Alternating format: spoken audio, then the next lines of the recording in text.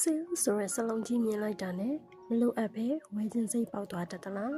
ဈေးလျှော့ပေးလို့ဝယ်လိုက်တာငါတော့မြတ်သွားပြီလို့ထင်နေပါသလားတကယ်တော့အလကားရရင်တော့မယူသင့်တဲ့ပစ္စည်းတွေရှိပါတယ်အဲ့ဒီ sale အယောင်ပြဝယ်ယူမှုတွေကိုဘယ်လိုထိန်းချုပ်မလဲဆိုတာကိုဒီနေ့ပြောပြပေးသွားမှာပါ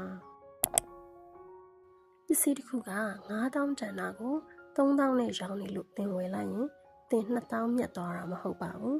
3000အပိုကုန်သွားတာပါ sale ချတိုင်းဝယ်တတ်တဲ့အချင်းဟာပစ္စည်းတွေစုပုံလာရုံတည်းမကပဲနဲ့သင်ရဲ့ငွေကြေးစုဆောင်းမှုကိုပါဒုက္ခပေးပါတယ်အတိကအချက်3ချက်ကိုမှတ်ထားပေးပါနံပါတ်1ကတော့တကယ်မလိုအပ်တဲ့ပစ္စည်းဈေးသက်သာလို့သာဝယ်ချင်တာတကယ်အိမ်မှာသုံးစရာအစီအစဉ်မရှိတဲ့ပစ္စည်းမျိုးနံပါတ်2အရေးအသွေးညံ့တဲ့ပစ္စည်း sale ချရဲဆိုတာကလက်ကျန်ရှင်းတာဒါမှမဟုတ်အရေးအသွေးမပြည့်မီတာမျိုးဖြစ်တတ်ပါတယ်ခဏပဲသုံးရမယ့်ပစ္စည်းမျိုးဆိုရင်အလကားရရင်တော့မယူပါနဲ့နံပါတ်3နေရာယူရဲပစ္စည်းအိမ်မှာနေရာမရှိဘဲနဲ့ဈေးပေါ်လို့ဝယ်လာတဲ့ပစ္စည်းတွေကသင်ရဲ့စိတ်ချမ်းသာမှုကိုနှောက်ယှက်မဲ့အမိုက်တွေဖြစ်လာပါလိမ့်မယ်ဝယ်ခြင်းစိတ်ကိုဘယ်လိုထိန်းကြမလဲ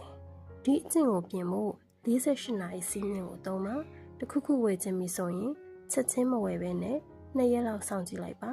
အဲ့ဒီအချိန်ကျရင်သင်တကယ်လိုအပ်မလိုအပ်ကိုအုံနောက်ကတည်တည်ချာချာဆုံးဖြတ်ပေးပါလိမ့်မယ်ပစ္စည်းတွေအများကြီးပိုင်ဆိုင်တာထက်အရေးသွေးရှိတဲ့ပစ္စည်းအနည်းငယ်ကိုပဲပိုင်ဆိုင်တာကသင်ဘဝကိုပိုပြီးလွတ်လပ်စေပါတယ်ဒီဗီဒီယိုလေးကသင်တငယ်ချင်းတွေအတွက်အကျိုးရှိမယ်ဆိုရင် share ပေးဖို့မမေ့ပါနဲ့အောင်